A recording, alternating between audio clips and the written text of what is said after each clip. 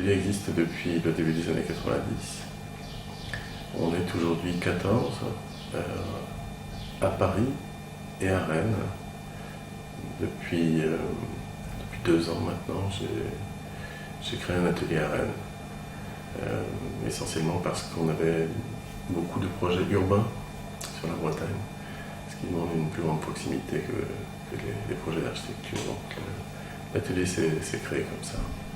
S'il a une caractéristique, je pense que c'est celle d'être très engagé dans la question du développement durable.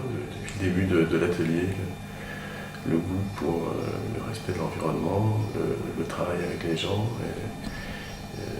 voilà, tout ça a fondé l'atelier et continue à le faire tenir debout. Quand le projet est traité informatiquement, il est immédiatement en 3D. Et moi j'ai absolument besoin de ce passage du 2D à la 3D pour pouvoir entrer dans l'évolution du projet tel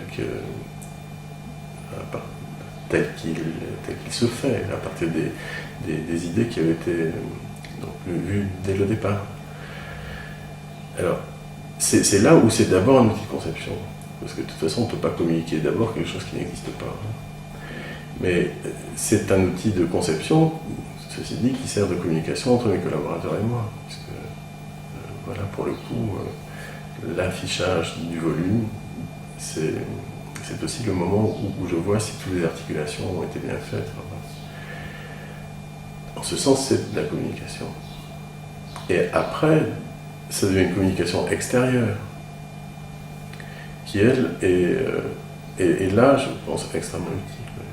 C'est la même chose, vous voyez le fort ici, qu'on laisse comme une espèce de grand monument vert. Et au centre, ce qui est cette vie qui grouille, vous la retrouvez qui apparaît là. Donc les jardins familiaux sont bien sûr maintenus. Et ici, il y a un urbanisme qui arrive, qui est l'inverse. Tout ce secteur-là, c'est plutôt une approche, comme Gilles Clément dirait, d'un tiers paysage, d'un paysage dont on laisserait l'état de nature revenir.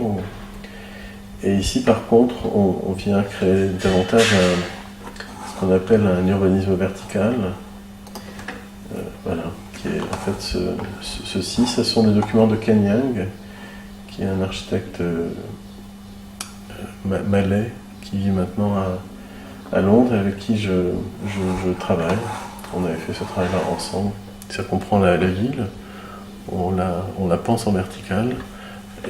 Et du coup, dans cette verticalité, on essaie de réfléchir au rapport entre la nature et le bâti.